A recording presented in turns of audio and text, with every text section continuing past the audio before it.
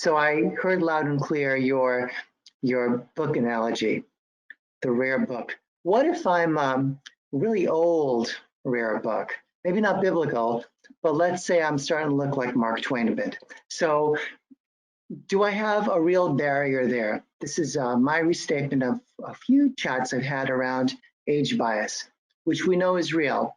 The question is, how do we overcome it? You know, there's a lot of things that there are some biases for. You know, there's, you know, a ton of biases that we could go on and on. There's race. I spoke to somebody yesterday. Should I be telling people I'm a disabled veteran? You know, all these things come into our minds when we are not focused on the benefit that we provide. Now, age bias is a difficult scenario, especially when you are in the more junior levels, okay?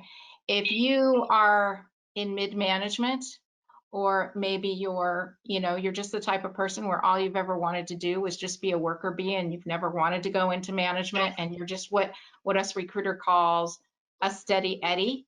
You know, if a company's not looking for somebody who just wants to come in and cruise, they're probably going to have some bias against you, okay?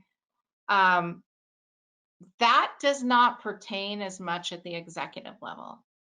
At the executive level, they're not making this higher. So the difference between the 97% and the 3% is the 3% they're making this higher because they don't do what you do. They have a problem, they need to solve it, and they need some expertise. Oh, and by the way, the average executive role is only 18 months anyway. So they're not hiring you for succession planning. They're not hiring you for where you're going to be 10 years from now. Okay. They're not looking for Mr. Right. They're looking for Mr. Right now. Okay.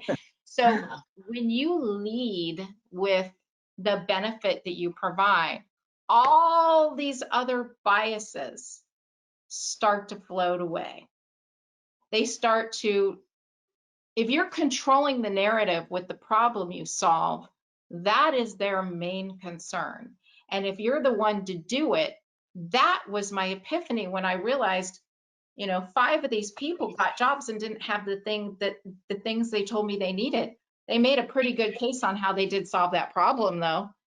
And all the other things they told me, which some of it was, yeah, I've had companies tell me the whole age thing. And then again, I've had clients where, you know, the whole entire hiring team, the founders, all the people in the company were like 20-something hoodie wearing, you know, kids. And they're hiring a CFO. My final 2 candidates, both gray hair, both in their 50s. They both told me how old they were, even though I didn't ask, and I didn't share with anybody else. And the older one got the job because he actually knew things about the technology these kids didn't even know.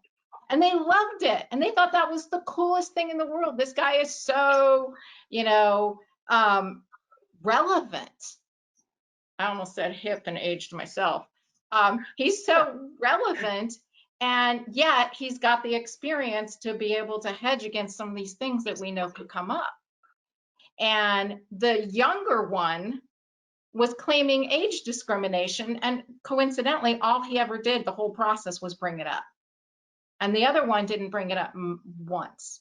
So while I do believe it exists, I also do believe that the biggest stereotype around age has to do with being dated. And if your resume doesn't look dated, little things on there can send subliminals that you're dated.